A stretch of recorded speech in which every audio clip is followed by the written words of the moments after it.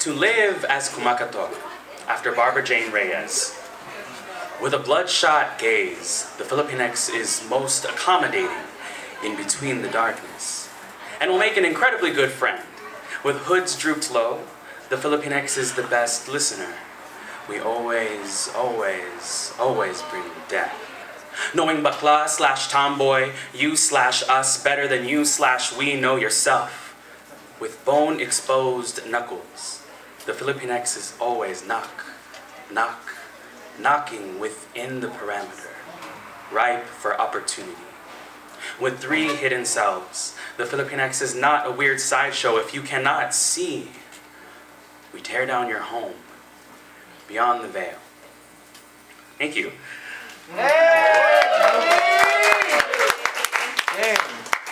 So hello, my name is Jaime Estepa. I use he, they, sha pronouns. Thank you for reading like the whole bio, Eddie. Wow.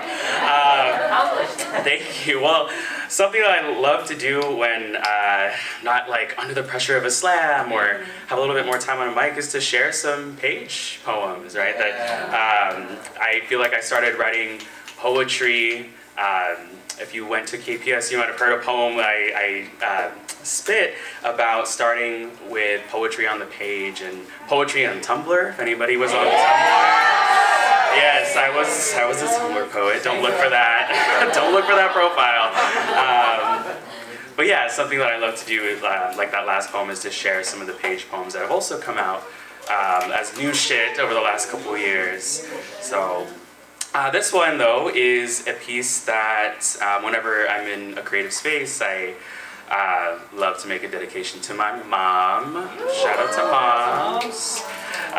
She's just been a big figurehead for our family and been a big source of strength for, as one of the first people that migrated to the US for us. So this is for her. It's called Aram. There are over 170 languages spoken in the Philippines, and as a Filipinx American, I speak none of them, which is frustrating because strangers, elders, and new Filipino friends love to ask, "Can you speak Tagalog?" To which I reply with shame, "No, I don't." And when others ask if I can at least understand, I say to them, "No, again, my mom spoke more Bisaya to me, her regional language. And it's actually my dad's family that speaks Tagalog, but he never learned either growing up in the US. And I've asked her why she didn't teach my sister and me either language, to which she normally says, "I don't know."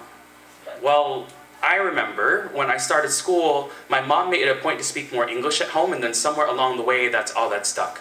And I don't blame her for what I don't know. I blame the fear of ESL classes, that native languages aside from English in school are a handicap. I blame our colonizers' tongues, together the Spanish and the Americans forcing themselves onto our ancestors, baked empty promises of freedom and salvation into the bread we bless with prayer. They wrote their languages as official into the Philippine Constitution first, before any indigenous group. And so our names often sound borrowed, unfitting, or not Southeastern Asian enough. I didn't want to be called Jaime in school because that sounded too Spanish to me, but I wonder now if my comfort with being called Jaime is a product of my American colonial mentality. And my mother too hates how her Spanish name sounds, Adelpha, shortens it to something easier for folks in the US, Del. To me, it sounds a lot like assimilation, but with her blessing, this is an offering to try and help reclaim it.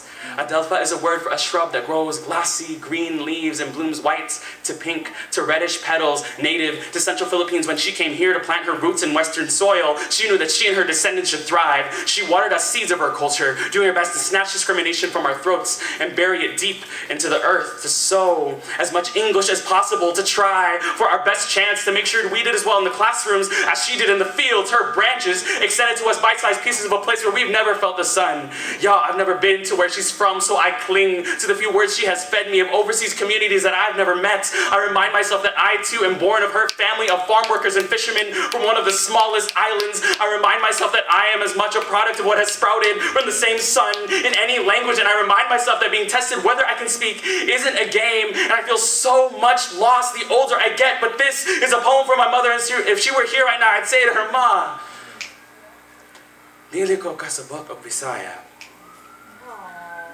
I don't understand your language, pero nakasabot ko nimo. But I understand you, always." Thank you.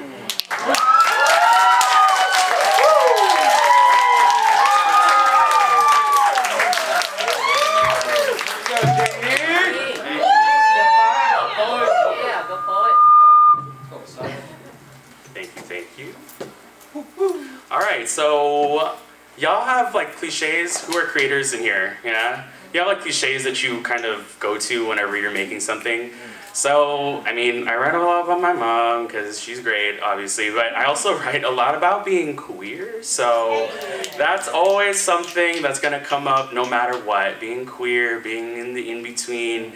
And so, you know, when I used to identify as a man, this is a poem that I wrote on the page for that version of myself.